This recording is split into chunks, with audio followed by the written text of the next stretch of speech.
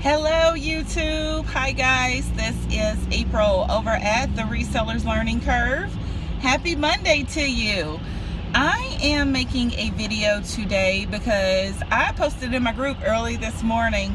That's usually, to be honest, the first thing that I try to do when I start a new week, or just when I'm kind of feeling like I need a little kick or inspiration or motivation or something. I'll go over to the Facebook group, the Resellers Learning Curve, and I posted this morning a 100 item listing challenge. And here's why. The past week or so, probably a little bit longer than a week for me, I've been working on filling my Amazon pipeline. Now, the interesting thing about me working to send things into Amazon is about 3 months ago, 4 months ago, 5 months ago, around the time when the restrictions were at an all-time high and people were just feeling very, very frustrated with Amazon as a platform. I would be lying if I told you that I wasn't one of those people that was really frustrated. Even right now, I have a notable amount of inventory that's being kicked back to me because I actually chose the option on Amazon. And if you didn't know, this is an option. I chose the option to have inventory mailed back to me as opposed to incurring long-term storage fees. So I think the thing at Amazon now is anything that has been in their warehouse longer than 1 year will incur long-time storage fees. So I've been getting those items back by the box load, carloads of them even. And so, yeah, that's really, really annoying. But here's the thing. So do the math.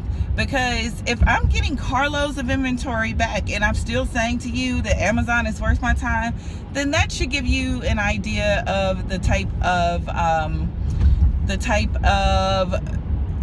earning potential there is with Amazon.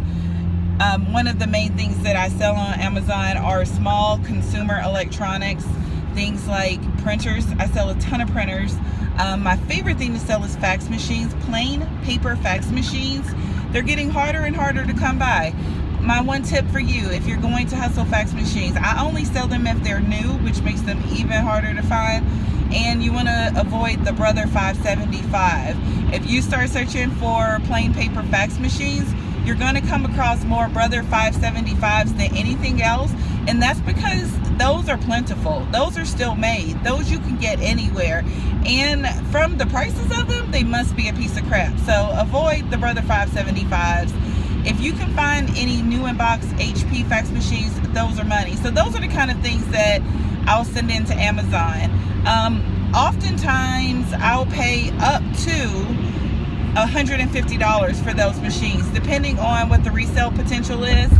And more often than not, for those fax machines, they're going to go for at least $300 in new condition. I think the most I've ever had one go for was around $500 in new condition. So that's what I've been doing for the past week to 2 weeks. I've been working on a strategy in which I can acquire those items a little more easily than I have been. So what has lagged since I've been working on this whole Amazon pipeline thing is my eBay listings.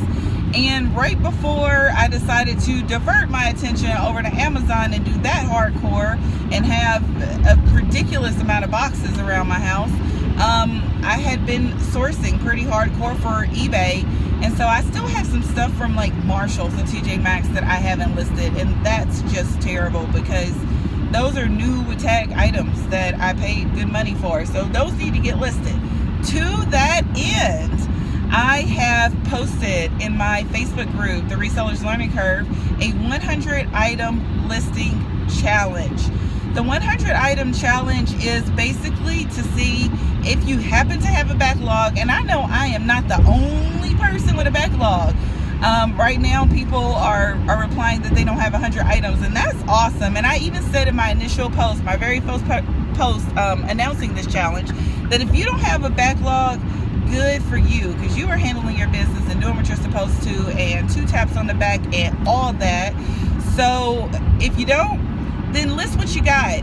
But if you have a backlog, and I'm looking at you, Tanya, and I'm looking at you, Deb, and I'm looking at you, maybe Robin. I don't think Robin does this, but Yvonne and Holly, I am absolutely challenging all the ladies of the Reseller Stew to a 100 item listing challenge this week. Ends Sunday night, 10 p.m. my time, because I don't anticipate being up much longer beyond that. So the challenge is 100 listings between today and Sunday night. You have to keep track of your own listings. I'm actually taking a screenshot of each listing before I launch it live, and I have a folder created on my iPhone to store those photos. So I'm gonna have photographic evidence of my 100 items, and I am gonna do this 100 items. So that's my challenge to definitely the ladies of the Reseller Stew, and anyone else out there that has 100 items. Dwayne Hale pops in my head. I know he has 100 items he can list. I'm trying to think of some other folks that I know have crazy backlogs. So guys, let's do this. Let's have an awesome week, because if all of us list 100 items, then we're certainly setting ourselves up for a very successful February. So let's give it a shot. On that note, that's all I got. I hope you guys have a great day, a great week, and I look forward to checking back in with you throughout the week to see how the challenges is going. And be well. Talk to you soon. Bye.